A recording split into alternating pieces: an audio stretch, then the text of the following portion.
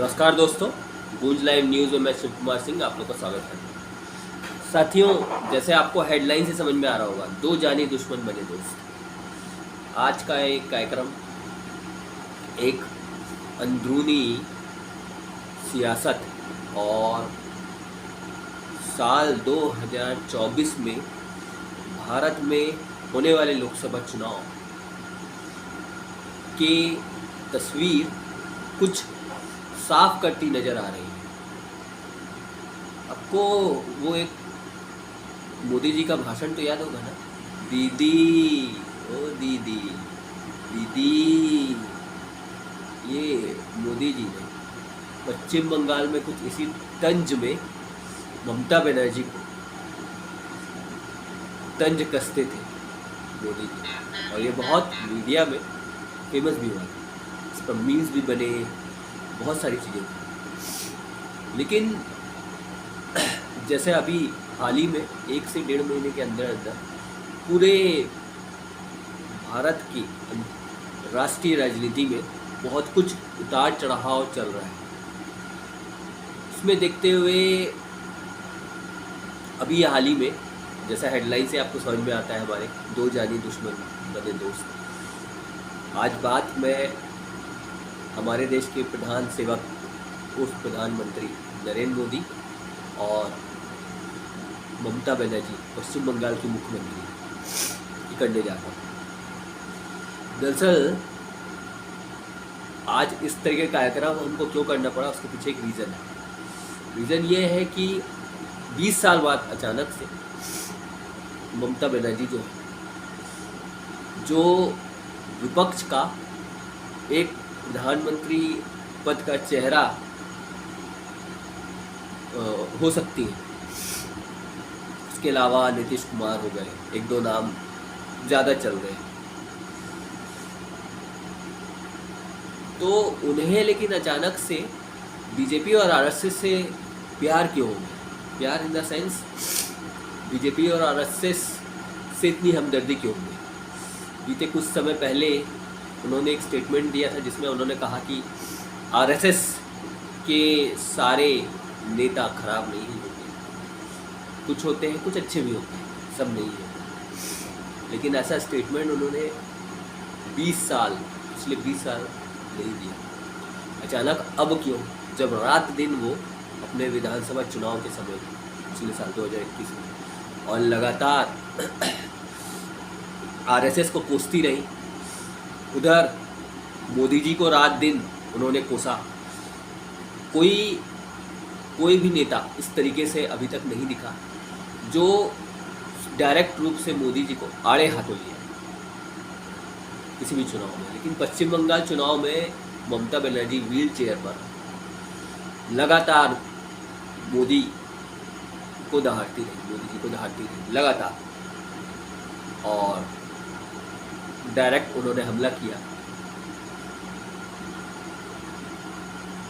अपने भाषणों की बात कर लें, उनके भाषणों की बात कर लें कि डाटा है हमारे पास, भाषणी बात कर लें तो अपने चुनावी भाषण में करीब करीब 160 बार उन्होंने मोदी का जिक्र उस चुनावी भाषण में किया है। पश्चिम बंगाल जो चुनाव हुआ उसमें, और पश्चिम बंगाल में बीजेपी विपक्ष में है, सेकंड पोजीशन पर, कोई और है भी नहीं। तो ये अचानक से विपक्ष से अपने पश्चिम बंगाल में, उनके पश्चिम बंगाल में विपक्ष है बीजेपी, और केंद्र में अभी वो खुद विपक्ष है तृणमूल कांग्रेस, और कुछ समय तक पिछले हफ्ते भर तक जो रात दिन जिसको कोसती थी, उन्हें अचानक से क्लीन चिट ममता बनर्जी ने क्यों दे दी? दरअसल मीडिया में इस बात की चर्चा बहुत जोरों पर है। ममता बनर्जी को क्या हो गया अचानक? पहले तो वो आरएसएस के लिए कमेंट करती हैं कि सारे नेता से खराब नहीं होते, और दूसरी तरफ अभी हाल ही में उन्होंने एक पश्चिम बंगाल विधानसभा में 27 मिनट का अपने भाषण में एक रिजोल्यूशन पास हुआ है पश्चिम बंगाल में, और वो रिजोल्यूशन है कि सीबीआई और ईडी जैसी जो एजेंसियां हैं उसका दुरुपयोग जो बढ़ता जा रहा है सरकारों द्वारा, वो नहीं बढ़ना चाहिए। लेकिन अपने उस रिजोल्यूशन में उन्होंने रिजोल्यूशन पास तो करा लिया, लेकिन उन्होंने उसमें क्लीन चिट दे दी मोदी जी को कि मोदी जी की तरफ से कोई उनके हाथ में नहीं है, ये एमओ से कोई इसका लेना देना नहीं है। जो भी हो रहा है ये होम मिनिस्टर की तरफ से हो रहा है, मंत्रालय। लेकिन होम मिनिस्टर हमारे देश में अमित शाह है, और अमित शाह दूसरे सबसे पावरफुल नेता हमारे देश के हैं। पहले नंबर पे मोदी जी हैं और सेकंड पर अमित शाह, और ये दो लोग ही देश को पूरे चला रहे हैं, ये बात हम सब जानते हैं। खुद बीजेपी में रहे एमपी एमएलए, उनकी कोई वैल्यू नहीं। यहाँ तक कि आरएसएस के अंदर भी घमासान है, और आरएसएस में अभी लास्ट टाइम मैंने एपिसोड भी बनाया था कि सब कुछ ठीक नहीं चल रहा। संघ में बहुत ज़्यादा बौखलाहट है। संघ से रिलेटेड जो लोग हैं, नेता हैं, उनको बाहर, नितिन गडकरी उसमें एक नाम है, जिनको बाहर का रास्ता दिखा दिया है, पूरा उनका लाइफ ख़राब कर दिया है। ऐसे बहुत सारे नाम हैं। तो बीजेपी में जब ये दो व्यक्ति हैं और देश को चला रहे हैं, तो ये दो व्यक्ति, और होम मिनिस्टर में अमित शाह जो है, अमित शाह करते डरते नहीं है, सब कुछ करता धरता जो है वो है प्रधानमंत्री नरेंद्र मोदी। और ये सब कुछ जानने के बावजूद भी क्यों ऐसा ममता बनर्जी कह रही है, तो दरअसल मैं इस चीज़ के लिए आपको इतिहास में ले जाना चाहूँगा दोस्तों। भारत में 2001 से 2003 वो समय हमें नहीं भूलना चाहिए, जब यही वो नेता थी, यही ममता बनर्जी थी। अटल बिहारी के समय में, अटल बिहारी वाजपेयी जब प्रधानमंत्री हुआ करते थे, तब उनके साथ सत्ता में एनडीए में ममता बनर्जी एनडीए में शामिल थी, और विपक्ष मतलब कांग्रेस और लेफ्ट ये सबको आड़े हाथों लेती थी। उस वक्त उनका आड़े हाथों लेने का कारण ये होता था कि उनको उस वक्त सीपीआई पश्चिम बंगाल में सत्ता में थी, उस वक्त विपक्ष में थी ममता बनर्जी, तो उनका मकसद था वहाँ पर सेटअप होना पश्चिम बंगाल में। लेकिन 2002 में जब गुजरात दंगा होता है, तो 2003 के बाद में सेम ममता बनर्जी, अभी जो नीतीश कुमार ने छोड़ा, नीतीश कुमार, ऐसे बहुत सारे जो नेता हैं वो छिड़क गए। और वो छिड़के इसलिए थे क्योंकि हमारे देश के अभी जो प्रधानमंत्री हैं वो उस वक्त गुजरात के मुख्यमंत्री थे, और उनके ऊपर ही आरोप लगे थे इस पूरे दंगे के, गुजरात दंगे के। और हमें ये बात नहीं भूलना चाहिए, हमारे देश की जो राजनीति है 70% वो मुस्लिमों को भी लेके चलती है। सिर्फ एक भारतीय जनता पार्टी है जो हिंदू पार्टी है, अगेंस्ट मुस्लिम है। लेकिन जब वो दंगा हुआ, सारी चीज़ हुई, तो उसके बाद फिर ममता बनर्जी ने एनडीए छोड़ा। लेकिन फिर अब अचानक ऐसा क्या हो गया, अब उन्हें क्या जरूरत पड़ गई? कहीं ऐसा तो नहीं कि उन्हें ये अनुमान लग गया कि कहीं ऐसा ना हो कि 2024 में दोबारा अगर मोदी जी आ गए, चुनाव जीत जाते हैं, और जीतने के बाद में ये एक अनुमान लगाया जा रहा है कि अगर 2024 में मोदी जी दोबारा आए तो पूरा विपक्ष को ख़त्म कर देंगे। इस बात का डर तो उन्हें नहीं, क्योंकि हमें ये भी नहीं भूलना चाहिए कि 2 दर्जन से ज़्यादा नेता पश्चिम बंगाल में ममता बनर्जी के जो साथी वो उनके ऊपर ईडी और सीबीआई का छापा पड़ चुका है, रडार पर है। खुद उनके जो भतीजे हैं ममता बनर्जी के, अभिषेक बनर्जी, उनके ऊपर भी ईडी की जांच चल रही है। लेकिन अगर ये डर होता तो ये डर तो पहले ही हो सकता। जो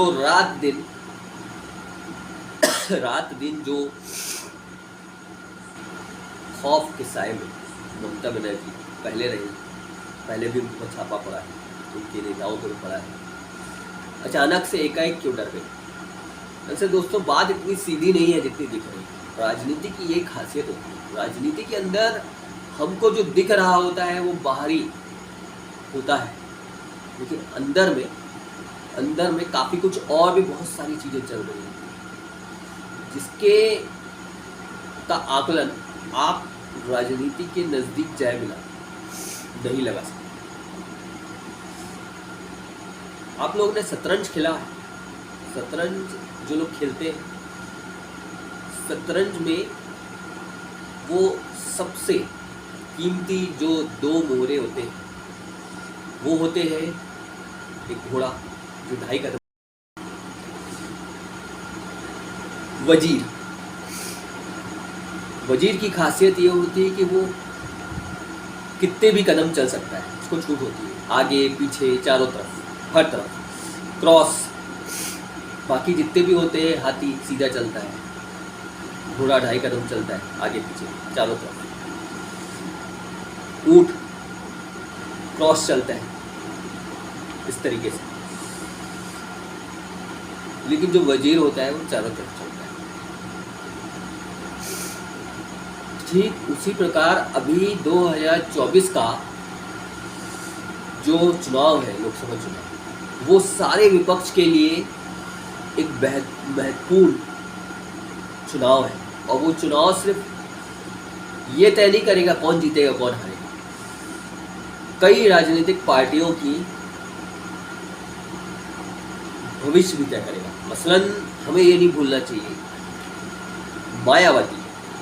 मायावती ने 2019 के बाद में अचानक से अपना राजनीति का गियर बदल दिया और अचानक उन्हें उनके अंदर बीजेपी को लेकर के मोहब्बत जाग गई और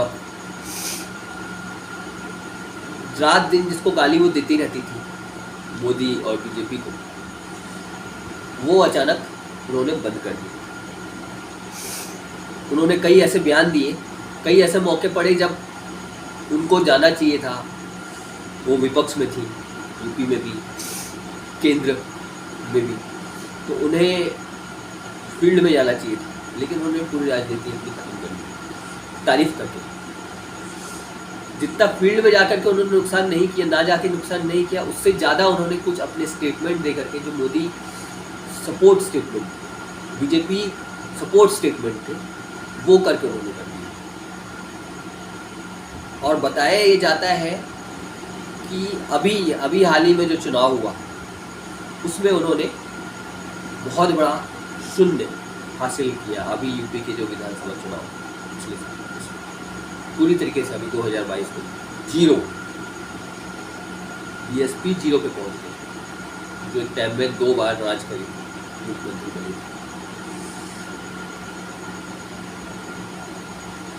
क्योंकि उनके अंदर एक खौफ आ गया, कहीं ऐसा ना हो ये मुझे साफ कर दे। तो ये खौफ ममता बनर्जी में तो नजर नहीं है।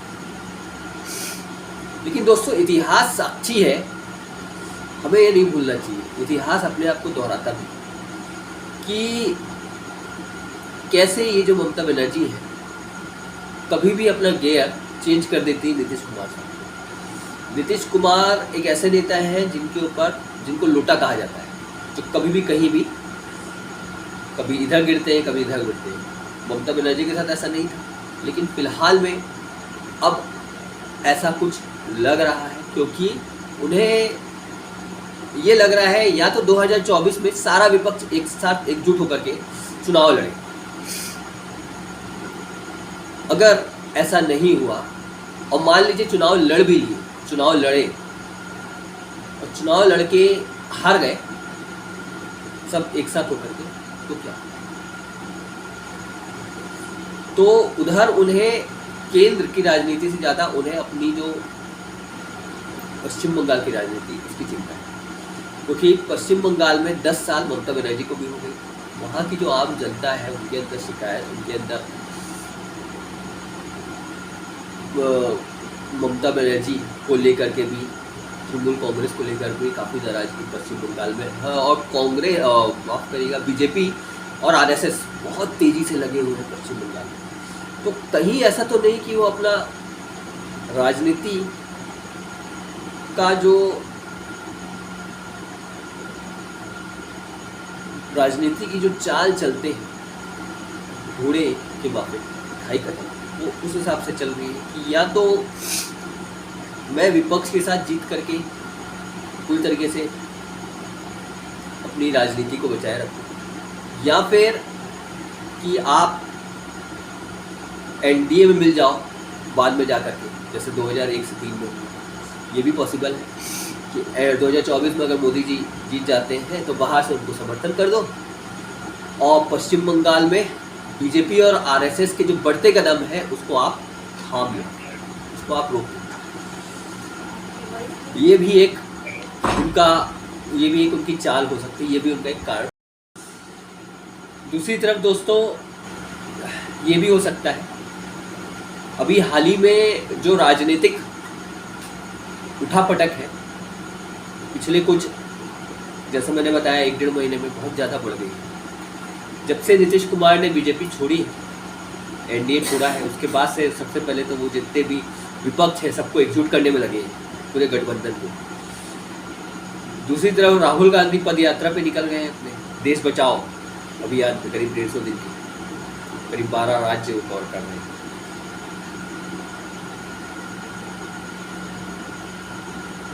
उधर बिहार में नीतीश कुमार के साथ में लालू प्रसाद के बेटे पुत्र जुड़ गए हैं, और उधर अखिलेश यादव यूपी में। साउथ में भी बहुत सारे चेहरे हैं नाम जो हमलावर हैं बीजेपी पर, मोदी पर, और सबको अपनी कहीं ना कहीं राजनीति बचानी है।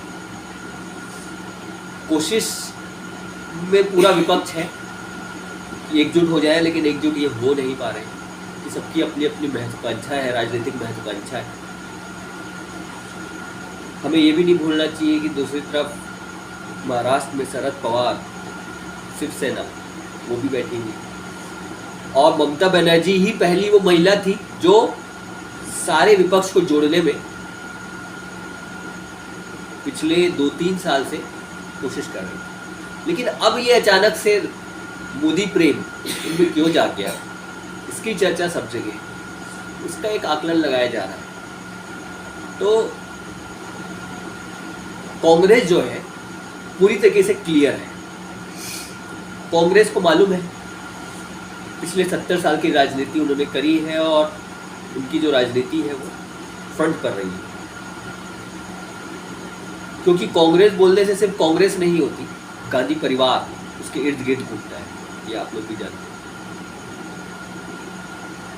जब से राहुल गांधी या सोनिया गांधी के ऊपर ईडी का शिकंजा कसा, उसके बाद से जिस हिसाब से राहुल गांधी की जो राजनीति और पूरी कांग्रेस की जो राजनीति गड़बड़ाई, और उनका जो एक स्पष्ट पूरी तरीके से एक जो मोटो आरएसएस के खिलाफ और बीजेपी में मोदी के खिलाफ हो गया, इससे एक चीज़ तो स्पष्ट हो गया है कि कांग्रेस ने अब वो जो विपक्ष को साथ लाने वाला फॉर्मूला था वो छोड़ दिया।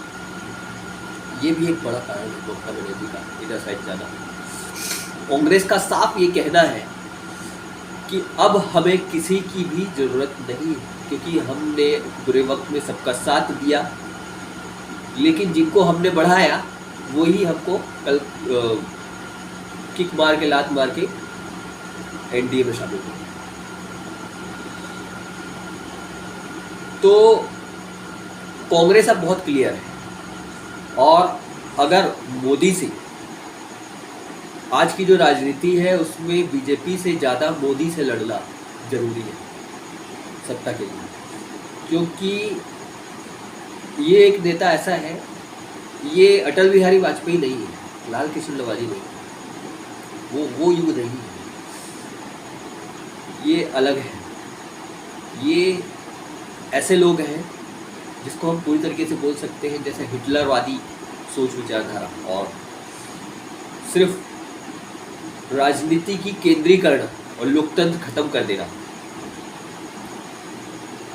इस तरह के नेता अमित शाह और मोदी हैं।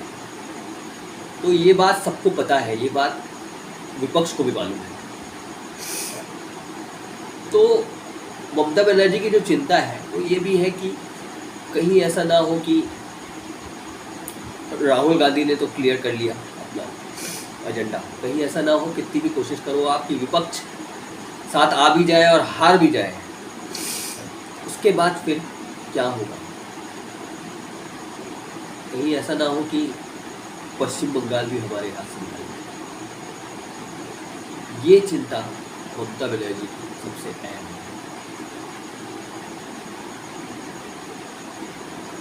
वो इस फॉर्मूले पे काम कर रही है कि 2024 में हम विपक्ष में ही लड़ेंगे। अगर हमारी पार्टी बन जाती है सबके साथ में मिला के तो ठीक है, वरना फिर हम बाहर से एनडीए को सपोर्ट कर देंगे और पश्चिम बंगाल की जो राजनीति है उसको सेव कर लेंगे, जैसे नीतीश कुमार ने किया था। नीतीश कुमार ने बिहार में कुछ ऐसा ही किया था। नीतीश कुमार ने 2019 में कुछ इसी प्रकार से खेल खेला। उन्होंने